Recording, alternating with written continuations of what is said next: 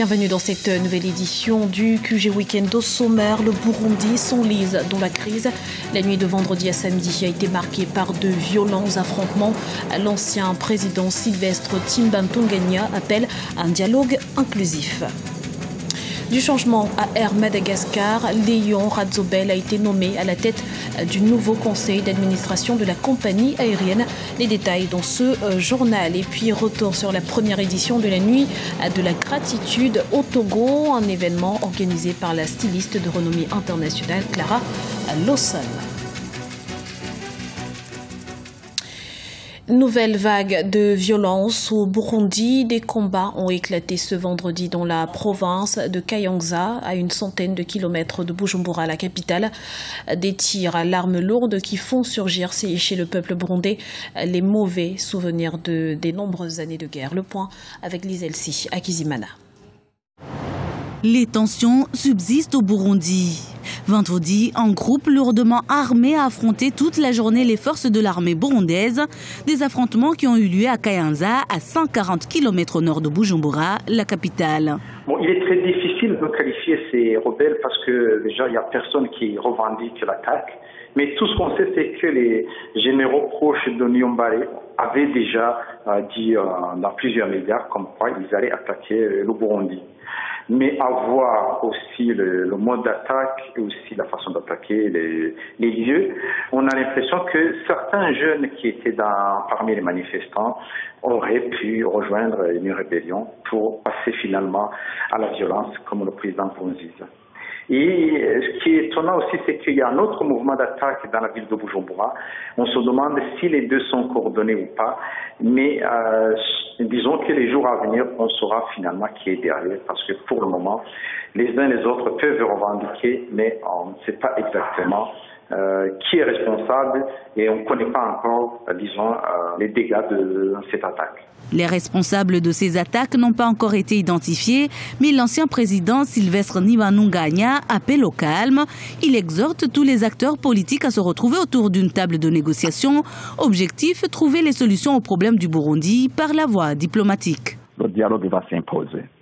Il va s'imposer et celui qui s'opposerait au dialogue, justement, serait en train de faire le lit à des voies de la violence que moi je désapprouve. Nous réclamons, je réclame avec force que ce dialogue soit rapidement organisé sur toutes ces questions qui nous préoccupent.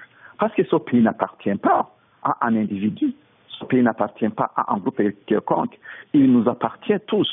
Et en tant que leader, nous avons le devoir de jeter les bases nécessaires pour que chacun sente effectivement qu'il est partie prenante dans les stratégies qui s'élaborent pour l'avenir de ce pays. Le Burundi traverse une crise sociopolitique depuis le 26 avril et pour cause l'annonce de la candidature de l'actuel président Pierre Nkurunziza qui souhaite briguer un troisième mandat à l'élection présidentielle du mois de juillet.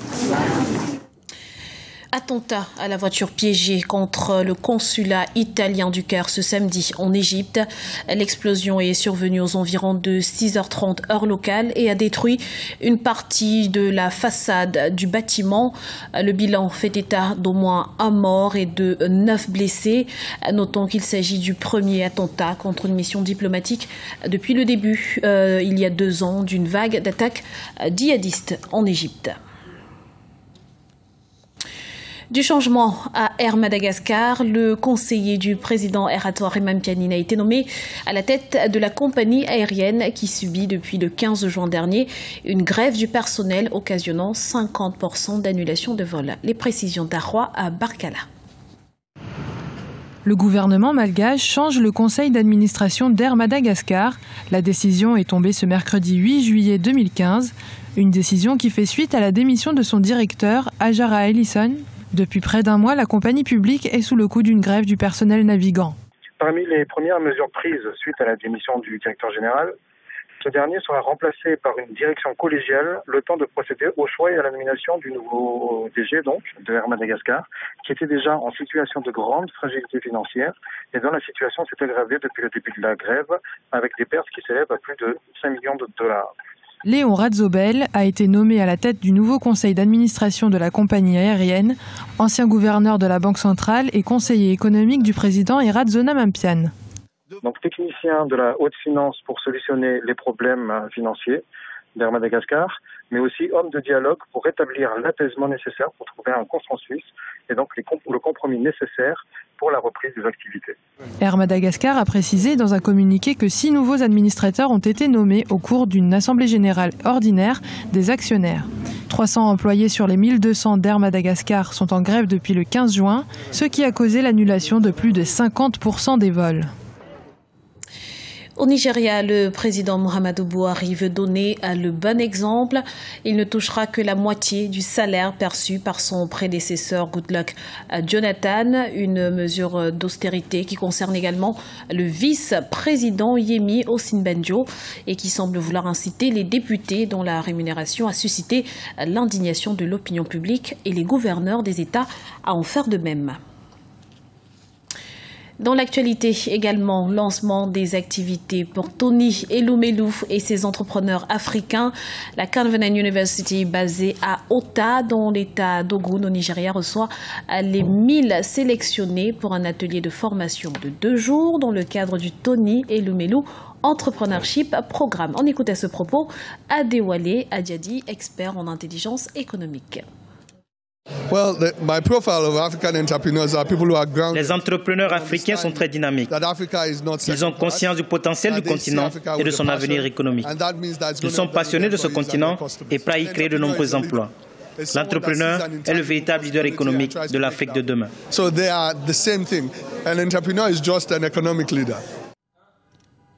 Culture à présent, samedi 4 juillet avait lieu à l'hôtel Sarakawa de Lomé au Togo la nuit de la gratitude, un défilé de mode initié par la styliste Clara Lawson qui après une longue carrière à l'international a effectué un délicieux retour en grâce. Liselsi Akizimana et Hortense Asaga. C'est pour célébrer en fanfare son retour au pays que la styliste togolaise Clara Lawson Ames a convié les Togolais pour la nuit de la gratitude. Un rendez-vous chic et glamour, empreint d'émotion.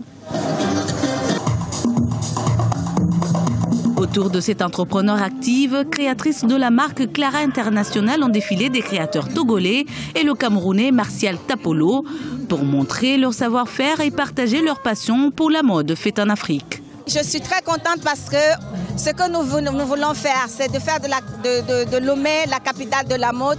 Et je crois que c'est le lancement et le public nous a accompagnés. Et je crois que mon rêve va devenir une réalité. Le temps d'une soirée de fête, Lomé est redevenu la capitale du pagne. Des stylistes ont donné le meilleur d'eux-mêmes et une génération de mannequins est née. Quant au public qui avait fait le déplacement, il a adhéré à l'idée de défendre et soutenir l'art vestimentaire togolais. Et ça tombait bien, puisque c'était aussi cela un des objectifs de la soirée. Si quelqu'un avait un doute, il n'y en a plus désormais. Le Togo est définitivement la capitale du pagne. Rendez-vous est pris pour une prochaine édition que l'on souhaite tout aussi riche. C'était le journal de la rédaction. Merci de l'avoir suivi. À retrouver dans un instant une nouvelle édition de l'information sur Africa 24.